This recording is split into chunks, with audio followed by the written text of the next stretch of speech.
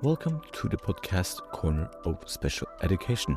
My name is Karsten Skruder-Gundersen, and I wish you a most warmly welcome to my Corner of Special Education.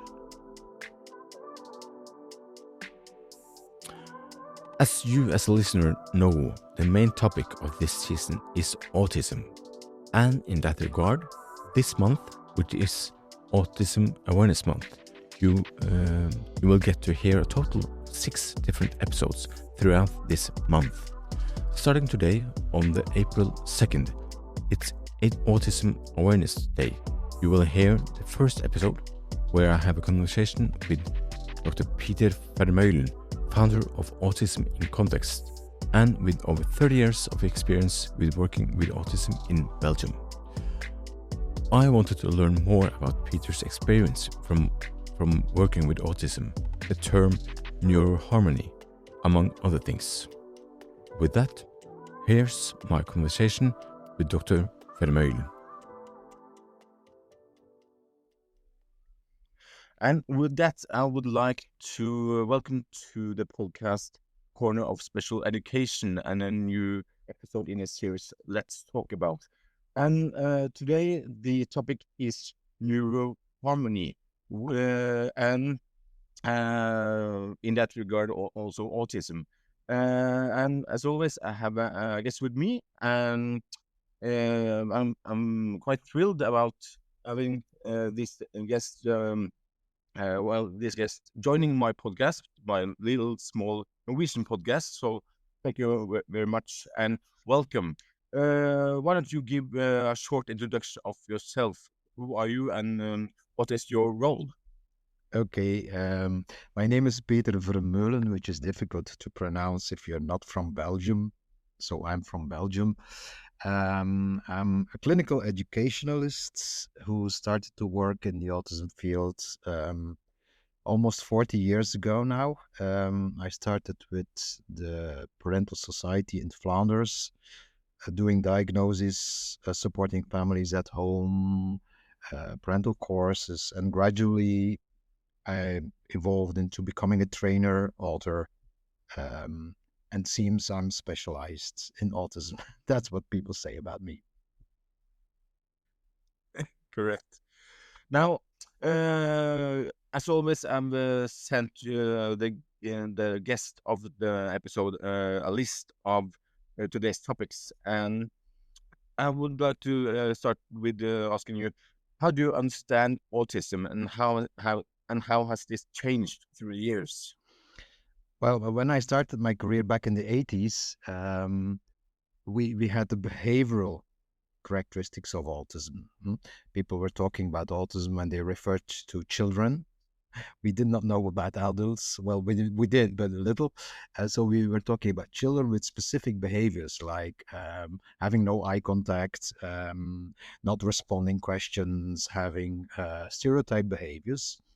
And that's how I started into the autism field. After 40 years, I've learned that those behavioral characteristics, although they are valid, are not autism, but the consequence of autism. And what do I mean by that? What I've learned in the past decades is that autism is really a brain that perceives and understands the world differently.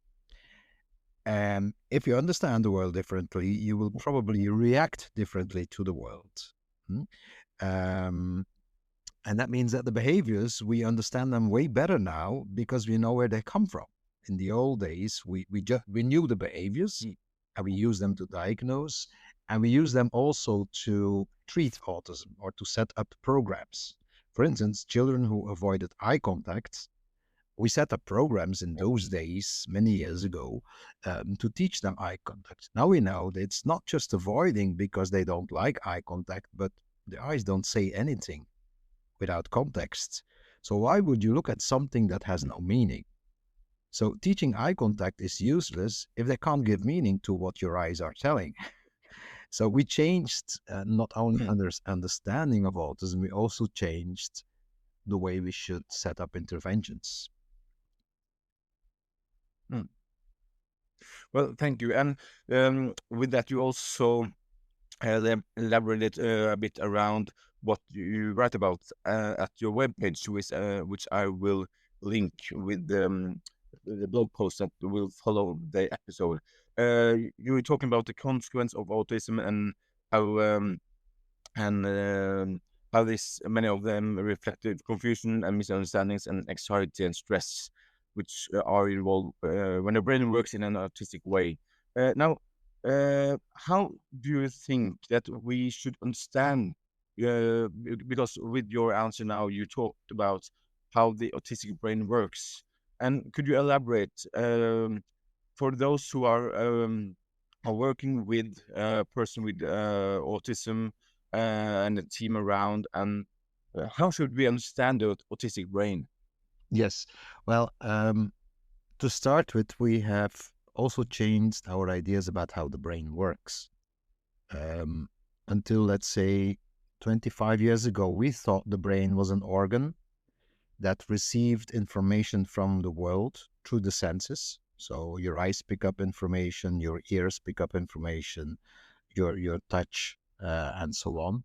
And then the brain is like a smart computer processing that information, and then you react to the world. That was the old, let's say, stimulus response model of the brain. There are stimuli, we pick them up with the senses, we process them, and then we react to them.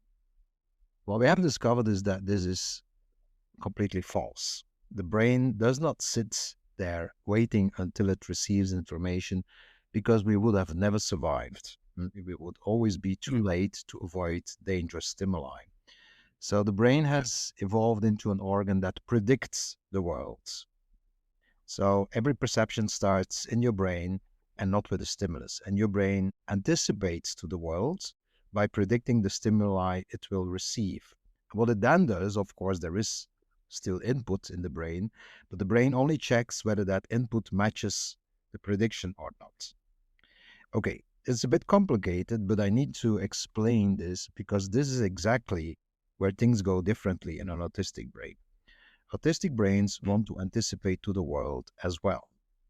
However, the big difference is that a non-autistic brain will, first of all, take into account context to predict, and two, when there is a prediction error, in other words, when the stimulus does not match what the brain expected, then autistic people tend to give too much weight to those prediction errors, because prediction errors, some of them, you should just ignore them. For instance, if, okay, this is podcast, but you can see me, Karsten.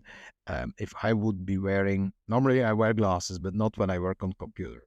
So if you Oh, would the same. see me 2 minutes later putting on my glasses, then I would look differently, because you do not expect someone with glasses. But you would still think, yeah, that's still Peter, but now Peter with his glasses, so I should ignore this one. And autistic brains then say, oh, so now he has glasses. What is the system here? When does he wear glasses, when not? So they start kind to reflect on things that we say, well, Peter is Peter, whether he wears glasses or not. That's the same man. For them, it's a different Peter, so to speak. Before we said they had a good eye for details. That's not exactly true. What they have is they pay too much attention to details that are irrelevant. Now, if that happens in your brain, you feel very insecure, because next time you would meet me, Carsten, you would say, oh, will he have his glasses on or not? While most people would say, I have a meeting with Peter, Peter could wear a different shirt, he could put on glasses, maybe he wears even a coat, I don't know, or a hat. Autistic people always put too much weight into those little errors, and that makes them feel very insecure. Now, when you're insecure, you get a lot of stress. And the remarkable thing is about stress, and that's also true for non-autistic people, when you get stressed, you pay even more attention to things that other people say, nah, that's not important. So you get a kind of a vicious circle. Now, this insecurity or too much weight to the little prediction errors, this can explain the different behaviors now. Because if you pay attention to whether people wearing glasses or not, Now, glasses is only one thing that changes, but people change all the time.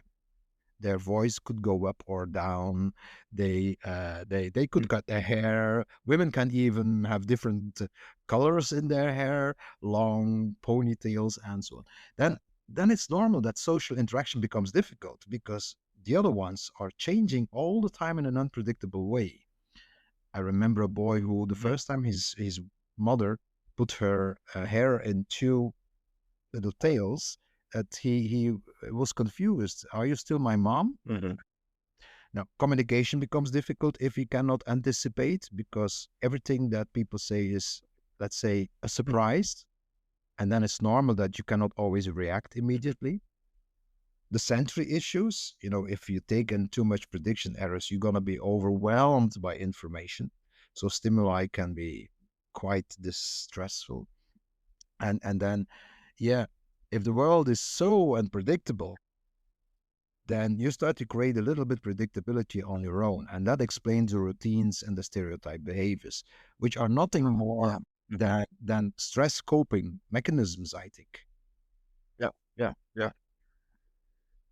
Well, thank you. And I was wondering about your term neuroharmony. You talk about this as a term, and I wonder, it caught my attention, and I would like you to elaborate. What is neuroharmony, and how can one achieve being diverse? Yes. Okay. So I just described how an autistic brain works differently. Before we said it was a disorder. Mm-hmm. Well, I think it still leads a lot of times this insecurity and uncertainty to stress and to lower quality of life. But basically, it's a brain that works differently, so to speak. And that's known as neurodiversity. And autism is only one of the many forms of neurodiversity. You have ADHD, dyslexia, Correct. personality, and so on.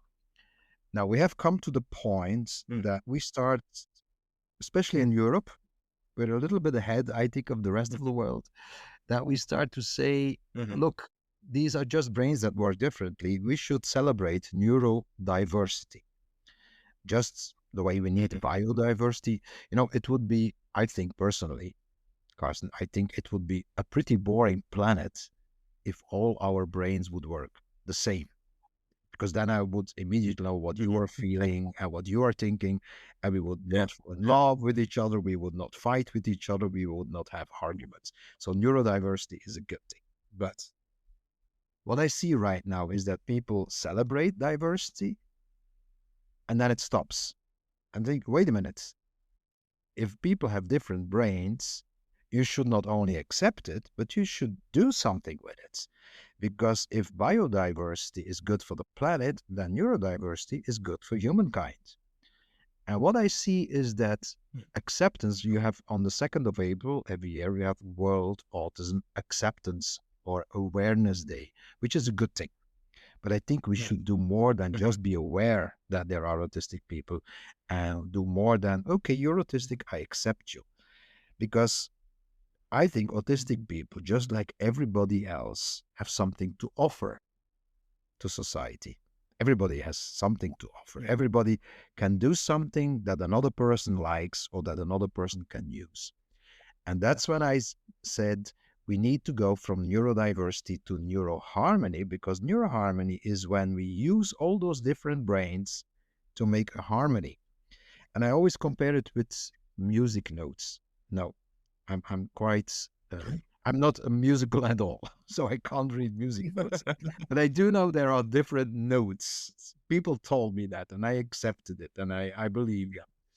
But imagine that you have only one note, the same notes, and I would ask you to compose a nice piece of Norwegian music. You would not be able to do that because it would be monotonous, literally. The same note all the time. Correct. So the same is with brains. If you only have one kind of brain, you'll make a pretty boring planet. And neuroharmony is, well, let's see what we can do with those different brains, not just saying, okay, it's good, you have a different brain, but just sit there. No, what can I do with your brain? And And that's the new thing. I think we need in the next 40 years, I won't survive those, I think, but in the next 40 years, what I want to realize is a planet where autistic people are being asked. No, it's like, what do you need from me? That's what we say to autistic people. What do you need from me? I want to help you. I want to support you, which is nice. But how often do we ask autistic people, what can you offer to me? How often do autistic people hear, oh, I need you because you can do something that is, you know, uh, just to give one example. Now we all have GPS in our cars. But I remember Mhm. 25 years ago when GPS was not standard in cars. There's a little factory here in Flanders, Belgium. It's a kind of a social workplace for autistic adults, and they make ice cream, delicious ice cream. But they were local. So gradually, I live 100 kilometers from the ice cream factory, and I love the ice cream factory. I said, yeah, but can't you by Christmas when we serve ice cream, can't you just deliver some ice cream to me and my friends and my family? And then they started to deliver. But in those days, the driver did not have GPS, but there was one autistic guy, and his brain is like a map. So once he's been someplace, he knows exactly the road there. So that was his function. He couldn't make the ice cream because he was having motor difficulties. Um, well, he was also a bit special in his social interactions, so he was very funny. But they used him as GPS, and he felt useful. Like, okay, his name was Sven. Sven, we need to go now to Antwerp. What way should we go? And he said, okay, that way. Now, okay, we now have GPS, but there are many other things that autistic people can do. Very good. Thank you. Now, we are closing in on the two last questions, but we are not there yet. But I'm just stating it's the regular two last questions, and the first one is what we want to listen to take home from this conversation, and a tip of the day. But before we get there, I again referring to your web page. Context blindness. You said that the main problem with autism is uncertainty because the world doesn't do in absolutes. Could you just, at the end of our conversation now, can you just elaborate a little bit around that, please? Yes. I call autism absolute thinking in a relative world, which is a more neutral definition because I don't use words like deficit, disorder. Again, most people who are autistic have a lot of stress and their life is quite harsh. And we have research showing that they have a lower quality of life.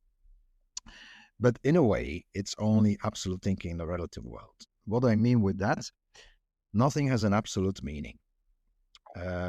If, for instance, you would see now a tear on my cheeks,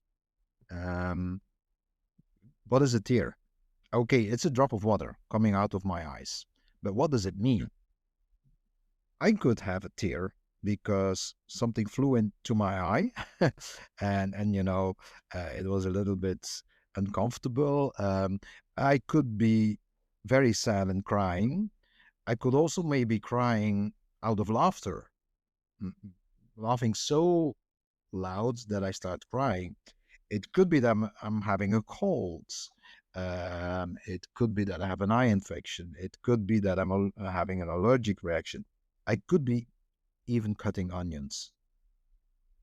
Now, so when you see a tear, it has no absolute meaning. It could mean any of all those things. But most people have no difficulty knowing what the tear means because based on context, they can anticipate. And anticipating in this case means narrowing down the many different meanings.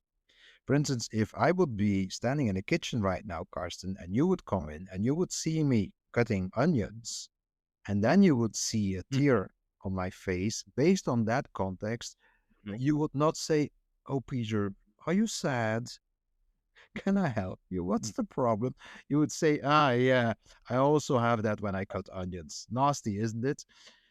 However, if I would come out of a church and everybody was wearing black and I have tears, probably, you never know for sure what something means. Nobody does. But we can make smart guesses based on context. And when I would come out of a church wearing something black, and other people come out of the church also wearing black, and I have a tear, I think your best guess would be, oh, that's a funeral.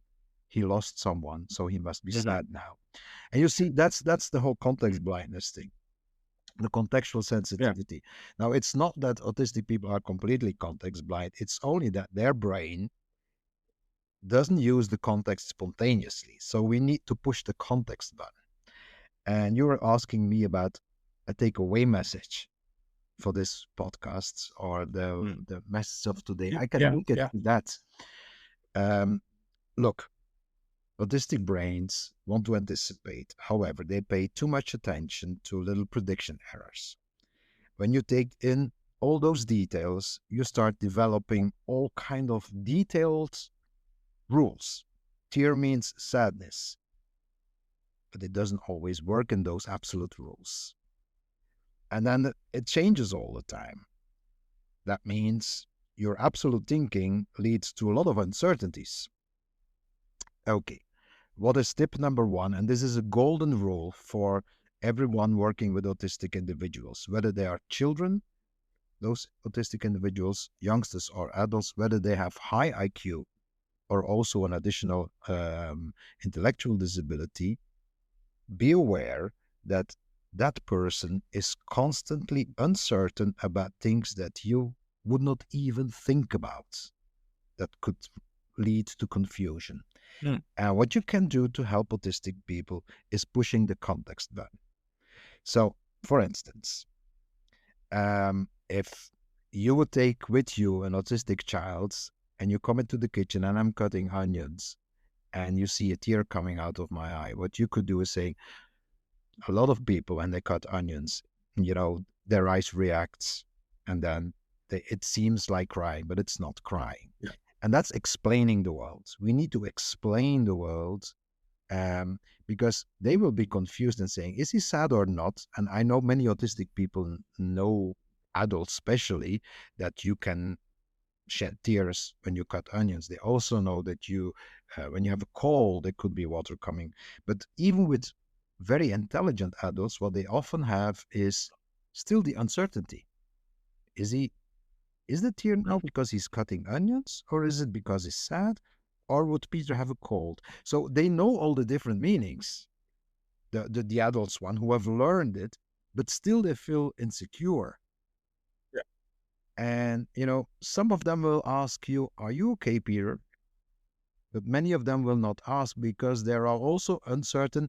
Is it a good moment now to ask Peter? He seems to be busy. Can I ask him? So autistic people will often not tell them about the uncertainty they experience. So we need to help them by saying, yeah, Peter's cutting onions, but he's fine. And those little explanations, they make a world of difference because they take away a lot of stress of autistic people.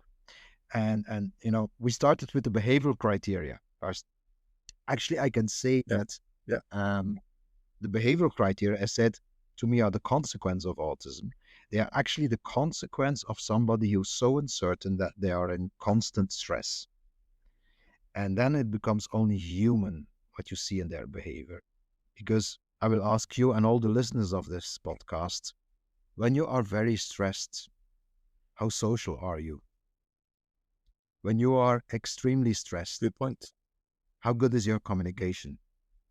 And when you are very stressed, how flexible are you? Now, I can only speak for myself. But when I'm very stressed or very anxious, I'm not very flexible. I stick to what is well known. I stick to my own routines. And I stick to behaviors that are repetitive, that make my brain create a little part of the world that is predictable. And then autism becomes something very human, I think. Well, thank you very much, Peter. And again, thank you for taking the time. I know you're leaving for holiday. Later on today, So not again, thank right you now. for doing. No, I know. No, but thank you for taking the time in your busy schedule and You're welcome. for joining the podcast Corner of Special Education. It was my honor, and I wish you a good summer on and all the best. So thank you very much. Thank you, Carsten. Bye-bye. Bye-bye.